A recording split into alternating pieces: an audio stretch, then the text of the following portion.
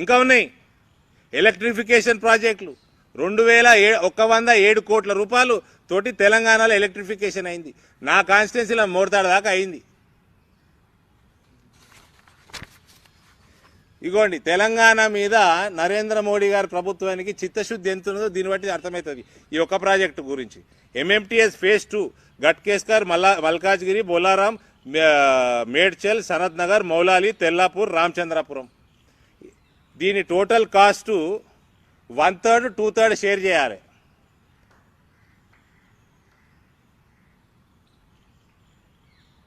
$427 కోట్లు రాష్ట్రం ఇవ్వాలి, 270 కోట్లు కేంద్రం ఇవ్వాలి. ఈ 427 కోట్ల 129 ఇచ్చి సచ్చాడు. దాదాపు 300 కోట్లు ఇవ్వలేదు. కేంద్రం 270 కోట్లు పెట్టేది 705 కోట్లు పెట్టి ఈ ప్రాజెక్ట్ కంప్లీట్ చేసిందండి. ఇందులో కేవలం మౌలాలి దగ్గర లాస్ట్ స్ట్రెచ్ మిగిలింది అంతే. స్ట్రేట్ ఫార్వర్డ్ 270 ఇచ్చే జాగాల 702 ఇచ్చిర్రు. అంటే 432 కోట్ల రూపాయలు అవసరం లేకున్నా కూడా నరేంద్ర మోడీ గారు ఇచ్చి హైదరాబాద్ పట్టణ ప్రజల కోసం ఎంఎంటీఎస్ కంప్లీట్ చేయించాడు. ఎంఎంటీఎస్ ఎక్స్టెన్షన్ యాదాద్రి వరకు టెండర్స్ ఫ్లోట్ అయిపోయినాయి. రాష్ట్ర బడ్జెట్ ఇయ్యక ఆ పనులు ఆగిపోయినాయి. Akkannapeta Medak new railway line government పైసలు ఇస్తలేదు.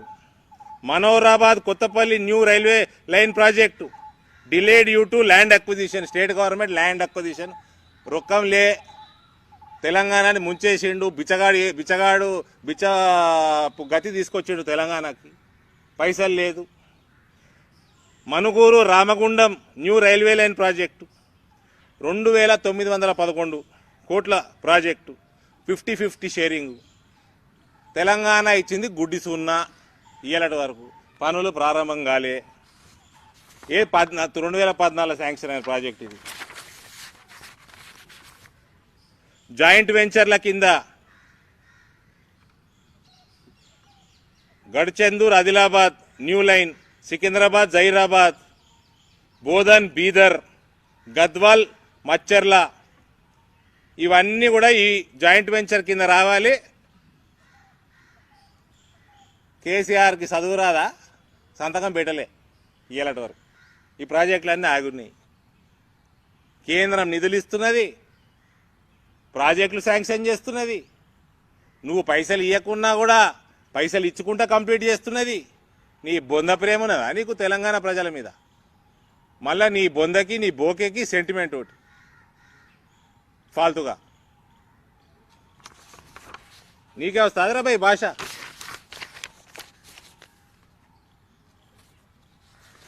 అటు ఒకసారి ఊర్లలోకి రా, తలపండు వల కొడతారు. నీది బొందలేసి తొక్కుతారు కనులుగాని రంగా ప్రజలు.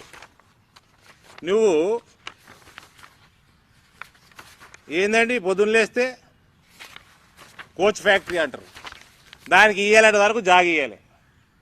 160 ఎకరాలు అడిగితే 150 ఎకరాలు ఇస్తే అందులో మొత్తం endowments, litigation land. Tribal university అంటాడు. ఈ బొందా పెట్ట 2020 వరకు జాగ ఇయ్యాలి. 10 సార్లు అడగంగా జాగ ఇచ్చిండు ఒకటే సంవత్సరంలో. ఇగోండి మొన్న బడ్జెట్లో శాంక్షన్ కూడా అయినాయి ట్రైబల్ యూనివర్సిటీకి కేంద్రంకి వెళ్ళి ఫండ్స్.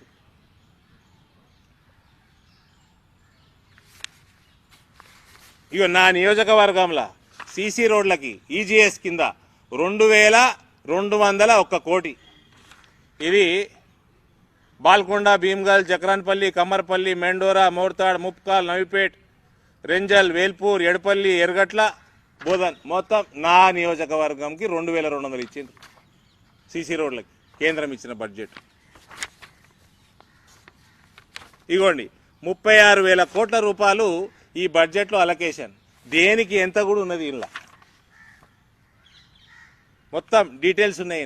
ఇలా ట్రైబల్ యూనివర్సిటీకి కూడా ఉంది.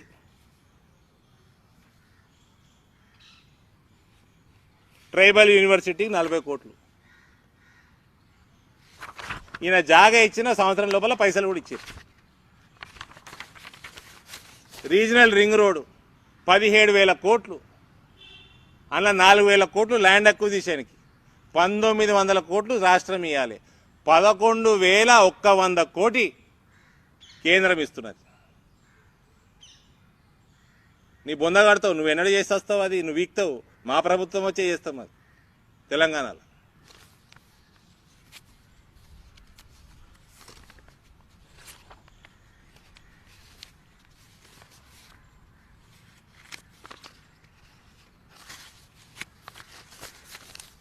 ఇవన్నిటికి ఆన్సర్లు చెప్పరా అంటే ఇవన్నిటికి చెప్పలేక ఏమనంటే వాని బొంద సెంటిమెంటు, వాని బోకే సెంటిమెంటు. నీ నిరుద్యోగ భృతి ఏమైంది? దళిత బంధు ఏది? సిగ్గుందా నీకు? 1,70,000 కుటుంబాలు అన్నావు. సంవత్సరానికట వచ్చే సంవత్సరం అట 100 మందికి ఇస్తాడట నియోజకవర్గంలో. 100 మందికి కాదు, 10 మందికి కూడా ఇచ్చిసావు నువ్వు. అంటే నువ్వు 100 మందికి ఇచ్చుకుంటూ పోతే 1,70,000 కుటుంబాలకు ఎన్నటి చేరుతాయి? నీ సాగు అవుతుంది, నీ కొడుకు సాగు కూడా అవుతుంది.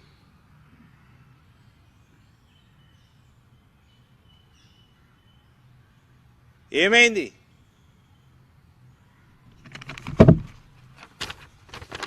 కాళేశ్వరంకి నిధులు ఇవ్వలేదంటాడు. 2017లో డీటెయిల్డ్ ప్రాజెక్ట్ రిపోర్టు అప్పచెప్పబోయాయంటే ఇయ్యలటి వరకు డిపిఆర్ ఇవ్వలే కేంద్రానికి. ఊకే వస్తారు, కుక్కలు లెక్క మురిగిపోతూ ఉంటారు. ఇక్కడ రాజకీయాలు చేస్తారు. డిపిఆర్ ఎందుకు ఇస్తలేవు కాళేశ్వరంకి సంబంధించి?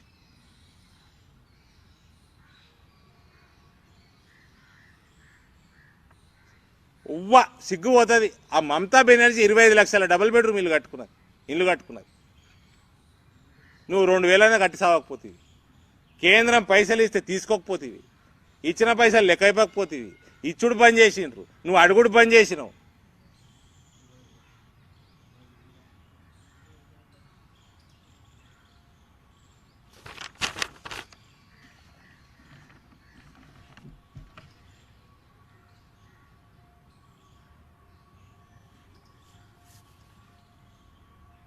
ఇక ఈ మర్చిపోయిన పార్టీ, ప్రజలు మర్చిపోయిన పార్టీని. నా నియోజకవర్గంలో 5% ఓట్లు లేదు వీళ్ళకి. వీళ్ళకి ఇప్పుడు వాళ్ళు తెలంగాణ ఇచ్చిండ్రట. రేవంత్ రెడ్డి గారు ఈయన ఎప్పుడు వచ్చిండే కాంగ్రెస్లోకి? తెలంగాణ వచ్చినాక వచ్చిండు ఈయన. తెలంగాణ వచ్చినాక వచ్చి తెలంగాణ కాంగ్రెస్ ఇచ్చిన ప్రక్రియ గురించి మాట్లాడుతున్నాడు ఈయన. దిష్టి బొమ్మలు మీ సోనియా గాంధీ కాలబెట్టు. 1,100-1,200 మంది పిల్లలు చచ్చిపోతందుకు కారణం తెలంగాణ ఆనాడు ఉద్యమంలో అగ్నిగుండం అవుతుంది కారణం, ఉద్యోగస్తులు సంవత్సరాల కొద్దీ జీతాలు కోల్పోతాం కారణం, పిల్లగాళ్ళు చదువులు కోల్పోతందుకు కారణం మీ సోనియా గాంధీ. ఏంటికి ఇవ్వలేదు? 2004లో ప్రభుత్వంలోకి రాగానే 2009 డిసెంబర్ 9 నాడు అనౌన్స్మెంట్ చేసి వాపస్ ఏంటికి తీసుకున్నారు? శ్రీకృష్ణ కమిటీ గుడ్లుగా గాడిదలుగా వేసిండ్రా? రిపోర్ట్ రాగానే ఇంప్లిమెంట్ చేసేది లేకపోతే? ప్రణబ్ ముఖర్జీ రాష్ట్రపతి కాకంటే ముందు ఫైనాన్స్ మినిస్టర్గా అసెంబ్లీలో రెజల్యూషన్ పెట్టుండ్రి, ఒక్క ఓటు కూడా ఎక్కువ వస్తే తెలంగాణకి ఖిలాఫ్ ఇయ్యము అన్నాడు. Telangana is on record. Yes, I'm repeating. Telangana అసెంబ్లీలనే కాదు, కాంగ్రెస్ లెజిస్లేటివ్ పార్టీలో కూడా ఒక్క ఓటు కూడా తెలంగాణకి వ్యతిరేకంగా ఎక్కువ వస్తే ఇయ్యమని చెప్పిండు ఆయన. వీళ్ళు మాట్లాడుతూ ఉంటారు. లాస్ట్కి వాజ్పేయి గారేమో ప్రధానమంత్రి అయినాక రెండోసారి మొట్టమొదటి సంవత్సరంలో 3 రాష్ట్రాలు ఏర్పాటు చేస్తే వీళ్ళు 10 ఏళ్ళు ఎంజాయ్ చేసి ప్రభుత్వం లాస్ట్ సెషన్లో పెడతారా అండి బిల్లు? అది కూడా బీజేపీ చేయబట్టి పాస్ అయింది. ఆనాడు వీళ్ళు గందరగోళంగా మొత్తం ఇంప్లిమెంట్ బిల్లు తీసుకొచ్చిండ్రు. అని ఏమాత్రం కోఆపరేట్ చేయకపోయినా రాకపోవు తెలంగాణ. రాజకీయంగా తెలంగాణ ఉద్యమాన్ని టీఆర్ఎస్ వాడుకుంది, ఎమోషన్స్ తోటి కాంగ్రెస్ ఆడుకుంది తప్ప తెలంగాణ మీద చిత్తశుద్ధి ఉన్నది కేవలం భారతీయ జనతా పార్టీకి.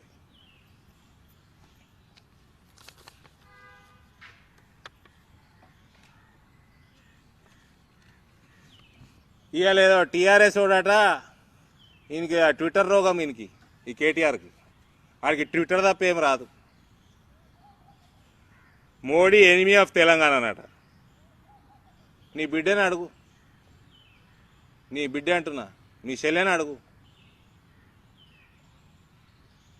చెప్తాడు. నిజామాబాద్ ప్రజలు చెప్పారు, నీ చెల్లె చెప్తుంది.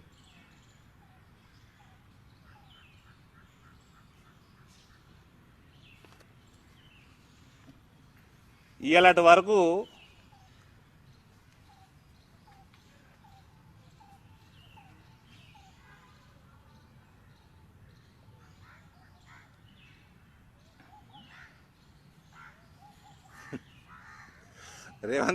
రేవంత్ రెడ్డి కోసం ఎవరు పంపించారు నాకు చిట్టి.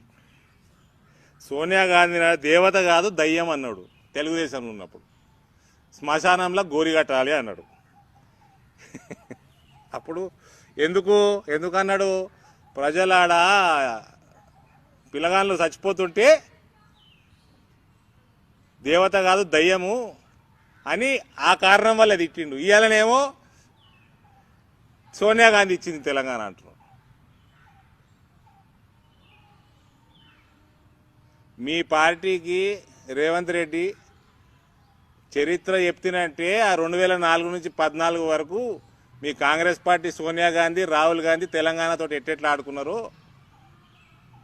రాజశేఖర్ రెడ్డి గారు, నేను కూడా ఒక యాంగిల్లో రాజశేఖర్ రెడ్డి గారిని అభిమానించేటోడిని. నేను కూడా అటు తెలంగాణ విషయంలో రాజశేఖర్ రెడ్డి వస్తే వణుకు పుట్టు సోనియా గాంధీకి.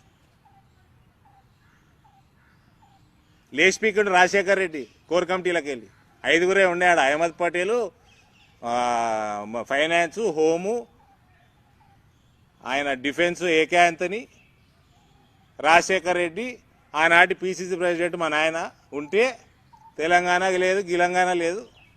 నేను అసెంబ్లీలో స్టేట్మెంట్ చెప్తా, మేనిఫెస్టోలో పెట్టేది లేదు, ఉంటే ఉండుర్రి, లేకపోతే నేను వీక్తా, నా పార్టీ నేను పెట్టుకుంటా అని లేచిపీకిండి అడిగి. అన్నీ మూసుకున్నారు మీ కాంగ్రెస్ నాయకత్వం. రేవంత్ రెడ్డి నా దగ్గరికి రా, చెప్తా, మొత్తం చిట్టా ఇప్పుతా. కాంగ్రెస్ పార్టీ తెలంగాణని రాజకీయంగా వాడుకోవడానికి పూర్తిగా ప్రయత్నం చేసి తెలంగాణ ప్రజల్ని మోసం చేసి 1100-1200 మంది పిల్లగాళ్ళని అందరినీ హత్య చేసి ఇవాళ కనుమరుగైపోయింది 2 రాష్ట్రాలలో. అందుకనే కనుమరుగైంది. ఈ 1100 చిల్లర పిల్లగాళ్ళందరికీ 1100 పై చిల్లుకు పిల్లగాళ్ళందరికీ కూడా వాళ్ళ కుటుంబాలకి వాళ్ళ ప్రాణాలు పోతానికి responsibility TRS party, Congress party. వీళ్ళు కూడా ఇలా సెంటిమెంట్ వాడుకుంటున్నారు. కేసీఆర్ సిగ్గు లేకుండా నీకు నీ కొడుకు సిగ్గు లేదురా భయ్? ఇంకా 8 ఏళ్ళు అయిపోయింది, ఇంకా సెంటిమెంట్ ఏంది? తలకాయ సెంటిమెంటా? నువ్వు ఇచ్చిన ప్రామిస్ల గురించి మాట్లాడు. బొందలేసి తొక్కుతందుకు రెడీగా ఉన్నారు మిమ్మల్ని తెలంగాణ సమాజం. మళ్ళా ఈయన రాజ్యాంగం మారుస్తారట. నీ బిడ్డ రాత మార్చు ఫస్ట్ చూద్దాం, రాజ్యాంగం తర్వాత. రాజ్యాంగం మారుస్తారట.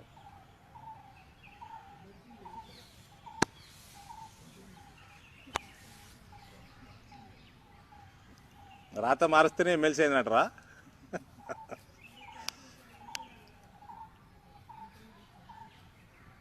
హాయ్ ఫ్రెండ్స్, మా టుడే టుమారో యూట్యూబ్ ఛానల్ చూస్తున్నందుకు చాలా థ్యాంక్స్. మరిన్ని లేటెస్ట్ వీడియోస్ కోసం వెంటనే సబ్స్క్రైబ్ చేయండి. అలాగే ఈ బెల్ ని కూడా రింగ్ చేసేయండి. మా నోటిఫికేషన్స్ అన్ని మీ మొబైల్లో వస్తాయి. అలాగే మా వీడియోస్ మీకు నచ్చితే లైక్ చేయండి, షేర్ చేయండి, నచ్చకపోతే కామెంట్ చేయండి.